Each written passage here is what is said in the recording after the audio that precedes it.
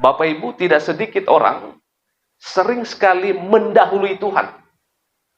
Belum lagi tahu apa yang akan terjadi besok, tetapi dia sudah mendahului Tuhan. Dia terlalu overconfident, terlalu percaya diri. Apa namanya artinya itu? Mendahului Tuhan. Nah Bapak Ibu, itu sesuatu hal yang keliru dan salah kalau kita mendahului Tuhan. Yang kedua Bapak Ibu, bagaimana caranya supaya kita dapat melewati tahun ini dengan penuh sukacita, ada damai sejahtera, ada sukacita, dan ada kebahagiaan. Poin yang kedua, kita baca Bapak Ibu, poin yang kedua bersama-sama, ayat yang ke-5b dan ayat yang ke-7. 1, 2, 3, ya. Janganlah bersandar pada pengertianmu sendiri. Janganlah engkau menganggap dirimu sendiri bijak. Takutlah akan Tuhan dan jauhilah kejahatan atau dosa. Nah Bapak Ibu, ini sesuatu hal yang sangat penting. Kira-kira di tempat kita, di tengah-tengah kita, ada nggak yang sosok pintar gitu ya? Oh, saya lebih hebat dari dia. Apalah dia itu? Ah, begini toh keluarganya, begini pun keadaannya. Oh, jangan Bapak Ibu. Jangan kita. Kita semua sama di mata Tuhan. Kita tidak ada apa-apanya. 20 tahun yang lalu, 50 tahun yang lalu, siapakah kita? Siapakah kita? Kita adalah mungkin orang tidak ada apa-apanya. 20 tahun, 30 tahun yang lalu. 50 tahun yang lalu, 60 tahun yang lalu. Kita tidak ada apa-apanya. Tapi semuanya apa yang kita dapatkan saat ini? Pemberian Allah. Bapak Ibu sekalian Tuhan, pada kesempatan ini, kita diingatkan, janganlah bersandar pada pengertianmu sendiri. Janganlah engkau menganggap dirimu sendiri bijak. Takutlah akan Tuhan. Jauhilah kejahatan atau dosa. Bapak Ibu sekalian Tuhan, orang yang bersandar pada pengertian diri sendiri, sulit sekali untuk percaya kepada Tuhan dengan segenap hatinya. Bapak Ibu, orang yang terlalu mengandalkan rasio, terlalu mengandalkan kecerdasan, terlalu mengandalkan kekuatan, terlalu mengandalkan apa yang dia punya, sulit sekali untuk percaya kepada Tuhan Bapak Ibu. Ada beberapa dokter yang pernah sharing kepada saya. Biasanya kalau di dunia kedokteran ini, kalau ada orang sakit, sudah tahu sakitnya misalnya demam, dia sudah tahu tuh obatnya. Nah obatnya diberikan obatnya, maka dia sudah tahu ini. Kapan dia sembuh, berapa jam kemudian dia akan tahu itu reaksi obat itu. Nah itu adalah berbicara semua rasional. Semuanya apa yang dikerjakan dia sudah lihat hasilnya. Dan segala sesuatu itu dirasionalkan. Jadi segala sesuatu itu ilmu pengetahuan. Berdasarkan pengertian sendiri. Maka itu agak sulit. Dan beberapa itu yang cerita gitu ya. Berapa sharing. Agak sulit untuk percaya kepada Tuhan. Dan jatuh-jatuhnya adalah itu ateis. Tidak percaya lagi kepada Tuhan. Karena apa? Segala sesuatu dirasionalkan. Oh, saya mengerjakan ini nanti ini hasilnya. Saya mengerjakan ini nanti ini hasilnya. Tetapi dia lupa bahwa itu tidak semua. Tidak semua yang apa yang kita kerjakan sesuai dengan hasilnya nanti. Tetapi semua adalah didasarkan rasio. Nah, Bapak Ibu oleh Tuhan, janganlah bersandar kepada pengertian sendiri. Bapak Ibu, makanya saya katakan bahwa agak sulit sekali orang yang terlalu, makanya ini juga hati-hati orang yang terlalu pintar itu. Orang terlalu pintar itu agak sulit percaya Tuhan. Ya kalau bisa, tapi tidak semua ya. Saya lihat itu banyak orang yang pintar, jenius sekali, agak sulit percaya kepada Tuhan. Karena apa? Segala sesuatu didasarkan rasio. Apa yang dikerjakan ini hasilnya. Apa yang dikerjakan ini hasilnya. Maka ini tadi, jangan bersandar pada pengertian sendiri. Jangan engkau menganggap dirimu sendiri bijak. Takutlah akan Tuhan dan jauhilah kejahatan atau dosa. Amin. Bapak Ibu, mari kita bersandar kepada Tuhan. Pikiran kita, kepintaran kita, kecerdasan kita, uang kita, semua berasal dari siapa? Dari Tuhan. Bapak Ibu, ada satu cerita teman hamba Tuhan, ada seorang penjual di pinggir laut. Dia menghidangkan makanan-makanan yang enak sekali, yaitu dari kepiting, dari semua itu yang mahal-mahal itu, yang lobster itu kan mahal sekali, dan jenis-jenis makanan dari laut itu.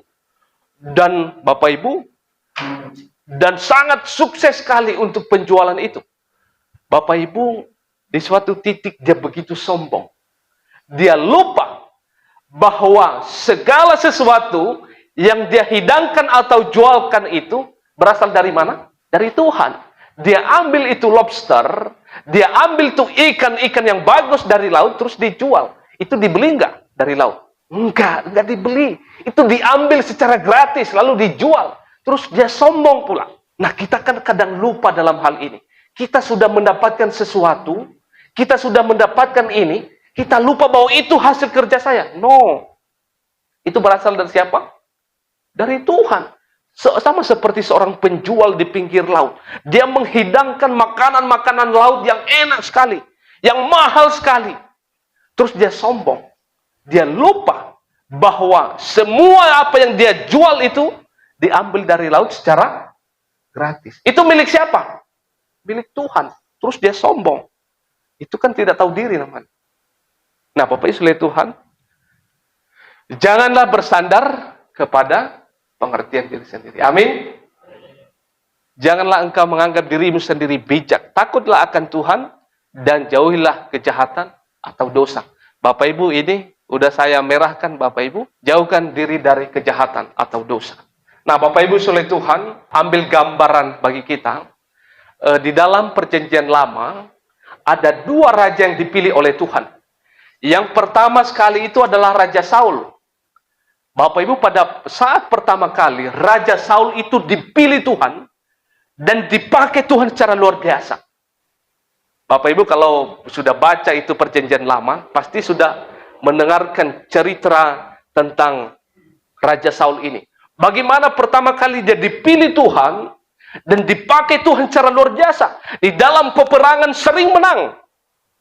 Karena ditemani oleh seorang hamba Tuhan. Itu Samuel. Tetapi di kemudian hari, karena dia sudah sukses mengerjakan segala sesuatu, dia berhasil. Tetapi di endingnya, kita lihat, dia bersandar pada apa? Pengertian sendiri. Dia tidak lagi mengikuti apa yang Tuhan mau. Salah satunya adalah apa? Mempersembahkan korban. Itu bukan bagian dia. Itu bagian Samuel. Tetapi dia ambil domba, dia sembelih. Dia kira itu berkenan kepada Tuhan. Maka endingnya adalah apa? Dia hilang Roh Kudus, pimpinan Tuhan bagi dia. Dan endingnya apa? Dia mati mengenaskan. Roh Tuhan tidak lagi bersama dia. Karena apa? Dia bersandar pada pengertian sendiri. Yang bukan bagiannya dia kerjakan. Dia bersandar kepada apa yang dilihat oleh mata. Tetapi kita lihat Raja Daud. Setelah Tuhan tidak memakai lagi Raja Saul, maka Tuhan memerintahkan hamba Tuhan Samuel, pilih bagiku lagi, cari yang bernama ini, yaitu Daud. Kita melihat Daud bahwa dalam kepemimpinannya, banyak juga dia jatuh bangun. Bahkan dia dikejar-kejar, dibunuh oleh siapa? Oleh Saul. Dan juga anaknya Absalom. Dan kita juga melihat bahwa dia tidak menjadi seorang raja yang baik. Dia berzinah dengan siapa? Betsheba. Bahkan dia membunuh Uria. Nah, Bapak Ibu, tetapi kita melihat bahwa dia tetap percaya kepada Tuhan. Dia tetap, yaitu merendahkan diri di hadapan Tuhan. Sehingga endingnya, Tuhan tetap apa? Berkenan kepadanya. Dan kita melihat bahwa silsilah dari Kristus secara jasmaniah, yaitu berasal dari apa? Keturunan Raja Daud. Nah, itu adalah sesuatu perkenaan Tuhan bagi Daud. Walaupun dia banyak kesalahan, dosa, tetapi dia tetap berpegang kepada Tuhan. Ini jauh daripadanya, yaitu tidak bersandar pada pengertian sendiri. Pada saat yaitu hamba Tuhan menegur dia, dia mau bertobat dan taat kepada Tuhan. Sehingga Tuhan berkenan kepadanya. Nah, Bapak Ibu sekalian Tuhan, apa artinya? Segala sesuatu yang mau kita rencanakan, yang mau kita kerjakan di tahun ini. Jangan sampai kita bersandar pada pengertian sendiri. Amin. Itu poin yang kedua. Bapak Ibu sekalian Tuhan, poin yang kedua, kita masuk di poin yang ketiga, yang terakhir. Ada satu ayat firman Tuhan dulu di sini, saya mau bagikan bagi kita. Kita baca Bapak Ibu bersama-sama. 1, 2, 3 ya. Akulah pokok anggur dan kamulah ranting-rantingnya. Barang siapa tinggal di dalam aku dan aku di dalam dia, ia berbuah banyak. Sebab di luar aku, kamu tidak dapat berbuat apa-apa. Bapak Ibu, ini satu yang penting.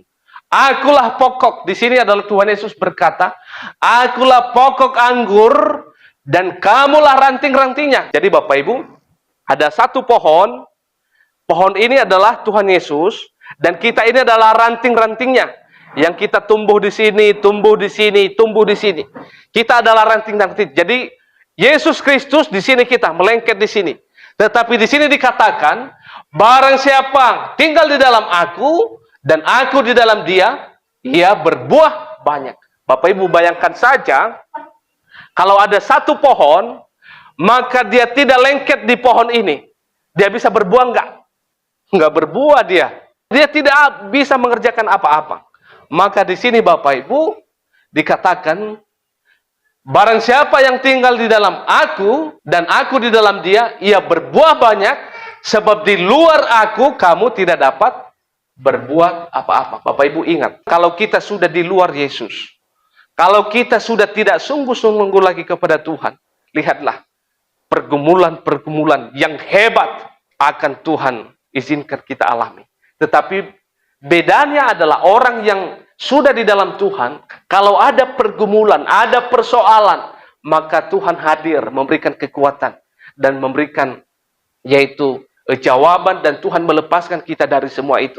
Nah, itu adalah bedanya dari orang yang hidup di dalam Tuhan. Teman-teman silakan ikuti media sosial ini dan jangan lupa untuk like, komen, dan bagikan tayangan ini supaya menjadi informasi bermanfaat bagi teman-teman di luar sana yang belum mengetahui hal ini.